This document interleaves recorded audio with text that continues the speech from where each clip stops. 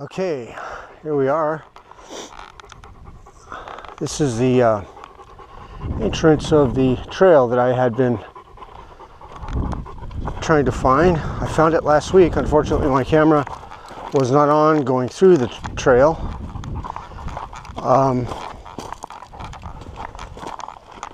And the trail goes through here. I've been looking for it. I used to go on this trail 20 years ago, and to access this canyon down below, and I take this going down to the canyon down below. I take it all the way back up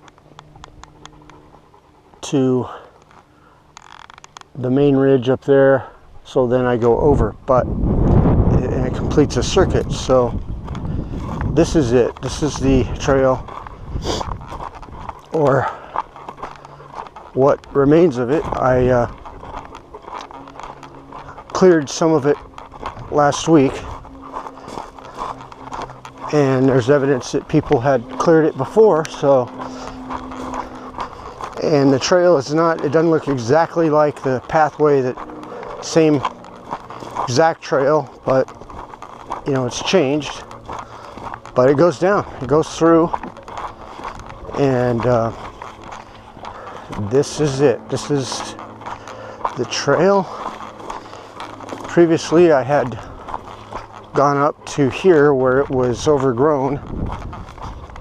At least the entrance was overgrown, and I cleared that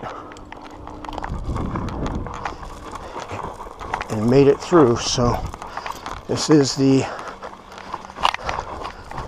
old trail.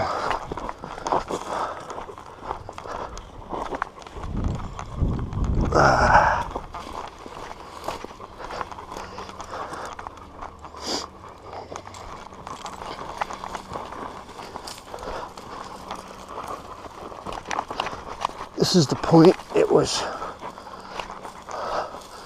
shut down, overgrown. I cut through it. I think there's another way up on the other side. It needs to be cut through too. It's rough, but it'll get better. Very rough going.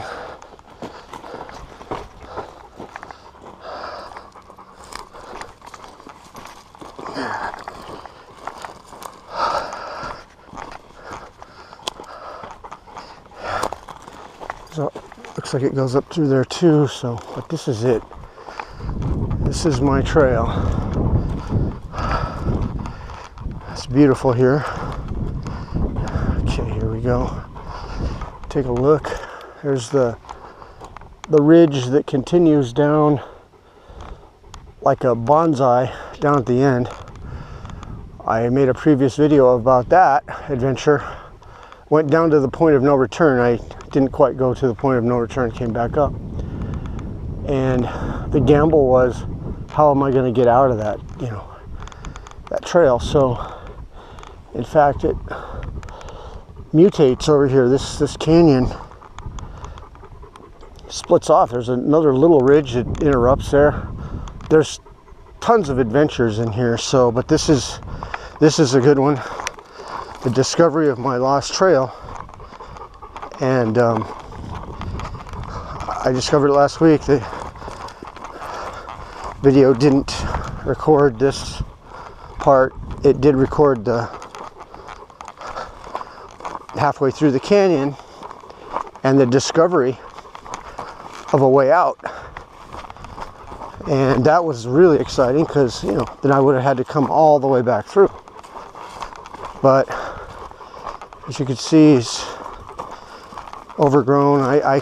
There's still branches here I clipped actually last week, and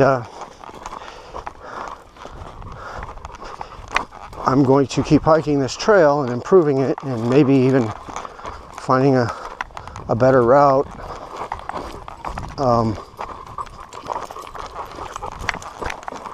Before I come running through here.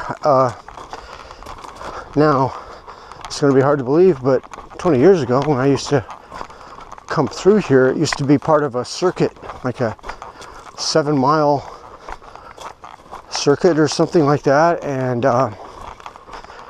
believe it or not, this is secluded down here. I used to come down here. I used to run this in the dark. And I hope to do that again. I want to relive that. And the story about that is that I used to regularly run this trail, that circuit. One day, you know, it takes me a while to make that circuit. One day I came and had been delayed, and it was getting dark. And, you know, you get addicted to a workout, and I figured, you know what, I'm going to go for it anyway. So I ended up, you know, coming through here. And keep in mind, if you're going on a trail, you have it kind of memorized. But I ended up going through here that day in the dark, coming in. By the time I was in the canyon, it was dark. And it was at that time I discovered that it's a special feeling. Coming through here in the dark, you have a special connection to nature. And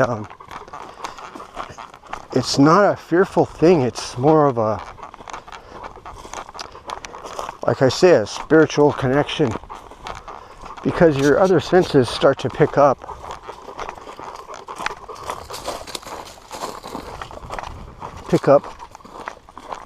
and connect you. And it's a whole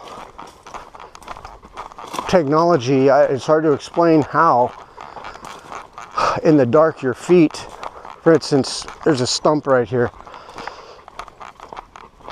how in the dark your feet don't trip up and you don't fall on your face. The best I can explain it is that your technique of running automatically changes. Your legs become kind of like feelers, and running and feeling at the same time. And but above and beyond that is that spiritual connection. It's a energy. I don't know if it's the heat. Scientifically, it could be the almost like echolocation, like a bat. You sense the on your face or your body. You maybe sense the heat signature of the things around you, and your hearing also.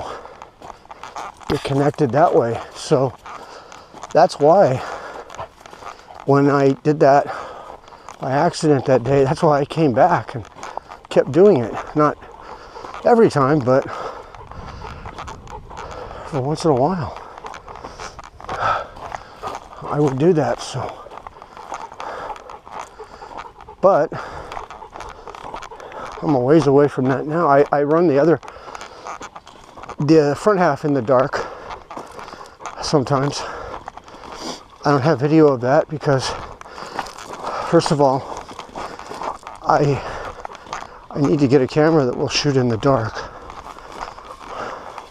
And I've been researching that. If anybody has any ideas, I looked at the high-end stuff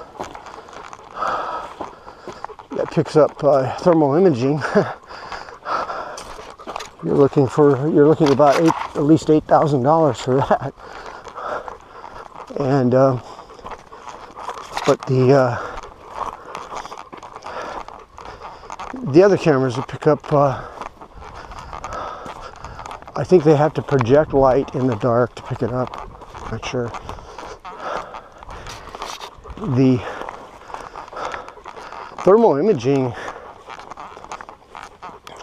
like I was just talking about, sensing the heat signature with your body, thermal imaging would be the closest to experiencing what I feel when I come through here in the dark. Look at that, come through here in the dark. Clock yourself right on that thing, but you know, like on a full moon, it's not completely dark, but trust me, there's no houses around here, there's no street lights, it's completely dark, aside from moonlight, starlight, ambient light. But look at this trail, it's beautiful. It's just overgrown. I'm gonna keep coming through here. Forgot my clippers today. Or I may have them buried in my backpack. But I didn't bring my loppers. I might bring a machete. But see, just this brush here. Like here. I'm gonna work on this a little bit. And clear it. Lop off these things.